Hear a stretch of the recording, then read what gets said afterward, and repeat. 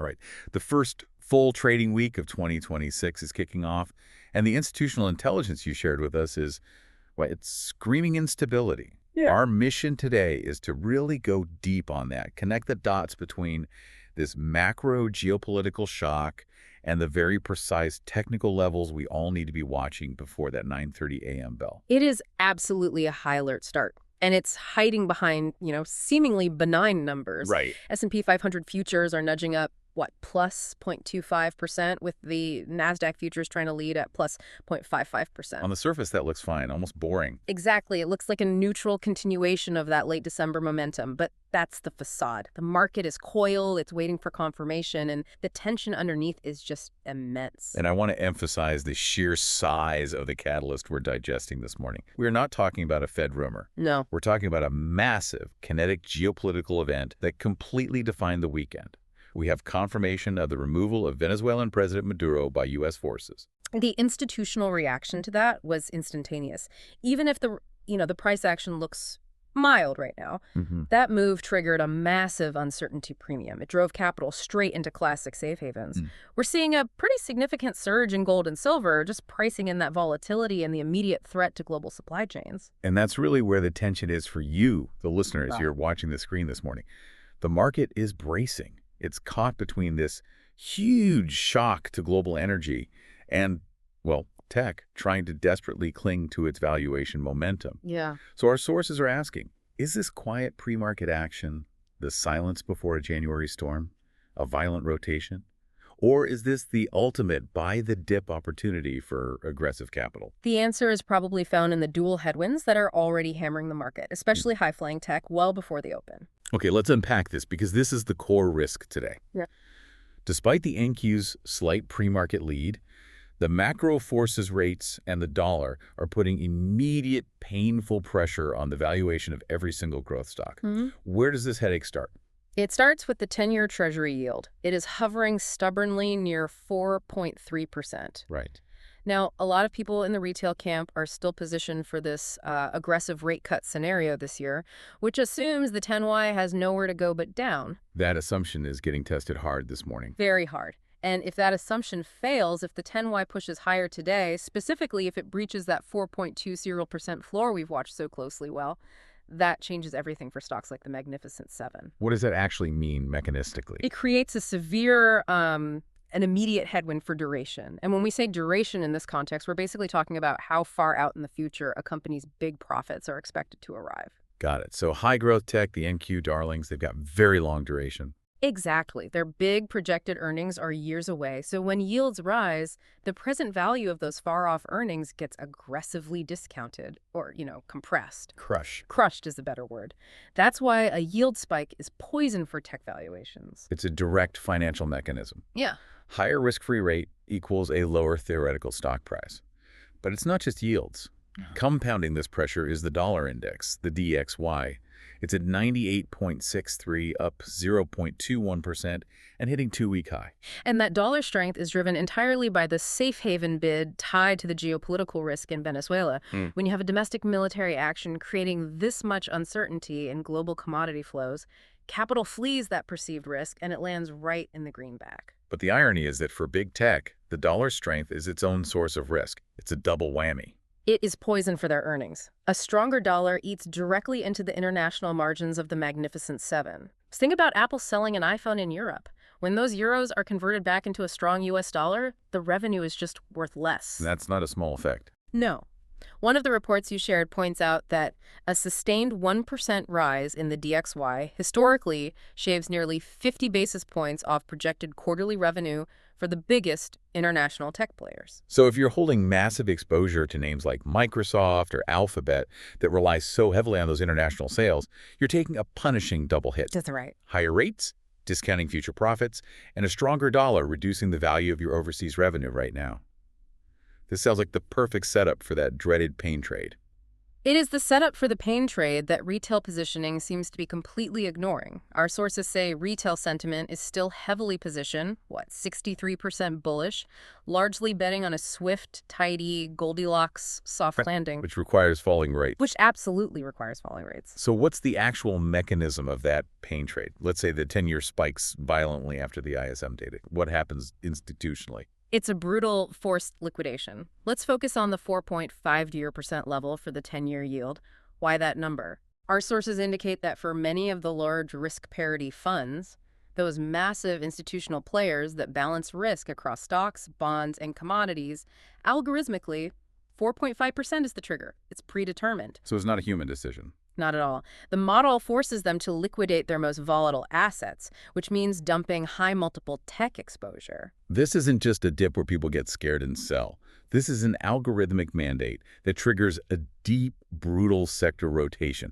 Money flows out of the NQ and directly into the boring low-duration sectors. Exactly. Energy, industrials, utilities, the stuff that offers stable cash flow now. The liquidity trap is set, the market is coiling, and the fuse is that 10:00 a.m. ISM data release. So we get the pressure tech is under, but money always flows somewhere. Where is the aggressive capital actually finding a home this morning? Where can we see this rotation happening? This is where it gets really interesting. We are seeing aggressive capital rotation into hard assets and geopolitical hedges immediately. The strongest sector by a wide margin is energy, integrated oil and services. That makes perfect sense. Geopolitical volatility in South America, plus OPEC, plus holding production steady for Q1, it means energy security is the trade of the day. Right. The market is pricing in a massive rebuilding premium for domestic and allied global producers who can quickly ramp up output to stabilize this shock. And we can see this playing out in the gappers. Oh yeah, you see it in the high conviction pre-market movers. First one is Cosmos Energy, KOS. It's up a massive 10% pre-market. Why KOS specifically? That's a very targeted move. It's a clean, fundamental arbitrage play on the supply shock. KOS just hit a massive new oil producer well in Ghana. That signals a meaningful, immediate production surge. So reliable supply source, just as the Venezuelan supply chain goes dark. Exactly. Right company, right moment. It's benefiting directly from the geopolitical noise. Now, contrast that with big tech's pain. Tesla, TSLA, is down 2.6% pre-market. It's struggling to maintain its narrative. That decline is a direct result of that confirmed, painful narrative shift. Tesla just confirmed its second straight year of declining sales, ceding the global EV crown to BYD. And in this environment, with the cost of capital so high, testing that growth narrative is dangerous. Very dangerous. The stock is facing heavy multiple compression because the high-yield environment exposes all of its valuation vulnerabilities. And finally, we have the ultimate geopolitical hedge in the digital space. Marathon Digital, MARA, is running hard, up 5%. And this is critical for understanding market psychology in 2026. Bitcoin has reclaimed that psychological $92,000 level. Right. It's cementing crypto's role as a primary non-sovereign geopolitical hedge. In times of U.S. military action or major instability involving traditional sovereign actors, capital flows into the decentralized asset. It's a form of global insurance. A direct vote against traditional fiat security. Precisely. Okay, fascinating connections. Energy and crypto are running hard, leveraging the instability while big tech struggles. So let's get tactical. If you're focused on the open, what are the high conviction plays and their immediate levels? We're focused on three top tickers that really capture today's narrative. First, Chevron, CVX. It's a pre-market leader, and it's positioned not just for today's price spike, but for the eventual multi-year restructuring of the Venezuelan oil industry. What's the line in the sand for CVX today? We are watching two structural levels. The immediate bull case level is $178. A sustained break above 175 targets the 52-week high. Okay, a structural breakout. Yes. And the bear case level, your primary support and gap fill, is $162.50. If crude fails to hold its highs, expect a rapid retreat back to that base. Next up, the essential pick and shovel play. SLB, formerly Schlumberger, up nearly 10% pre-market. SLB is purely a capex bet, capital expenditure. Investors are pricing in an immediate massive surge in upstream capex from global majors scrambling to replace that lost Venezuelan output. So it's a bet that every major oil field in the world is about to accelerate drilling. That's the bet. The stock is running on the expectation of future work. So what are the key target zones? The high side target, the bull case level, is $48.50. That was a tough resistance point, but the institutional flow we're seeing suggests a run toward that psychological $50 level. And the downside risk. The critical support level is $41. A failure there suggests the supply shock rally was just a knee-jerk overreaction. Right. It means the drilling volume needed to justify the move just isn't confirmed. Correct. And finally, the wild card. A massive Chinese AI play that popped nearly 15% pre-market. Baidu. B-I-D-U. This seems totally disconnected from Venezuela. It is. It's a pure value unlock narrative. BIDU rallied hard on the confirmed news of the spin-off and Hong Kong listing of its high-performance AI chip unit, Kunlunxin. So investors are betting the sum of the parts is worth more than the whole. Far more. They're betting Baidu plus the new separately valued chip company is a big win. So what keeps that momentum going for BIDU against the backdrop of broader China concerns? The momentum target, the bull case level, is $126. If that spin-off valuation exceeds expectations, BIDU could squeeze toward $130, forcing shorts to cover. And the floor? The hype fade floor, our bear case level, is $108. If broader China-U.S. tensions or just a simple loss of enthusiasm post-announcement overshadows the AI story, the stock will retest that December consolidation base. Okay, we have the specific rotations. Now left pullback. What does this all mean for the broader indices?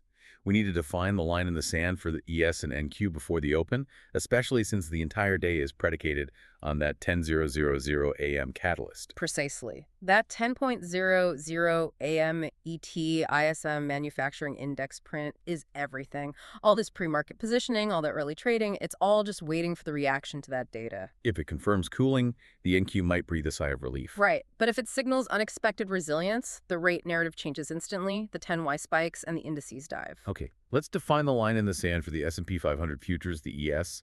Sources show it pivoting right around the 6,900 handle this morning. On the resistance side, we have resistance 1 at 6,915. That's the immediate intraday ceiling. And the true hurdle is resistance 2 at 6,938. That's the big wall. If we break that, the door's open to hunt for 7,000. And the risk profile we need to be watching. The crucial line in the sand support is 6,882. The bulls absolutely must hold that level. And if they don't? If 6,882 is lost, the risk zone opens up immediately at 6,855.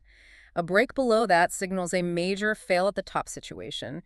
It confirms the recent move higher was unsupported, and it likely triggers a multi-day slide. Moving to the Nasdaq 100 futures, the NQ. We know it's much more vulnerable to that high valuation headwind if the 10-year breaks higher. The NQ is dancing right around its all-time highs. So resistance 1 is the 2025 high at 25,180. That is the immediate ceiling. A clean break there would suggest the market is ignoring the rate risk for now. And the critical support we need to watch today, the level that tells us if that duration risk is finally sinking in. The critical support, the line in the sand, is 24,850. The NQ must hold this on a closing basis to keep the structural bull case alive. And if we lose that level? If we lose that level, the risk zone opens up at 24,600.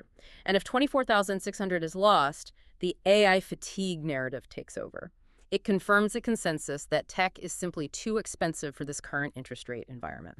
That is the clear signal. Okay, we have the macro drivers, the aggressive sector rotation, and the tactical levels locked in. What's the final trading directive for the listener today as we head toward the open?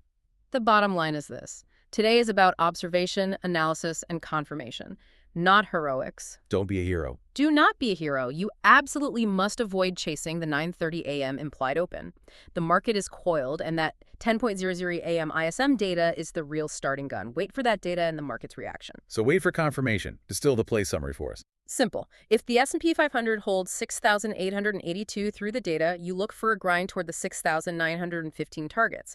But if the Nasdaq fails 24,850 post-ISM, the valuation narrative is confirmed, and you need to be positioned for that defensive energy and hard asset rotation. This volatility is completely dominated by the energy supply shock right now. And that leads us to our final provocative thought for you to consider as you watch the screen today. We know energy is the current driver because of Venezuela. But what's the single biggest risk that comes with a surging energy market that the market seems to be ignoring right now? The resurgence of supply-side inflation. Exactly. If energy rallies violently today, how does that supply-side inflation shock impact the market's current assumption for a generous March rate cut? The market is positioned for Goldilocks. It's betting the Fed is done fighting inflation. But if crude keeps climbing aggressively because of this disruption, is the soft landing already off the table before January is even done? That's the question that will truly define Q1. Stay nimble.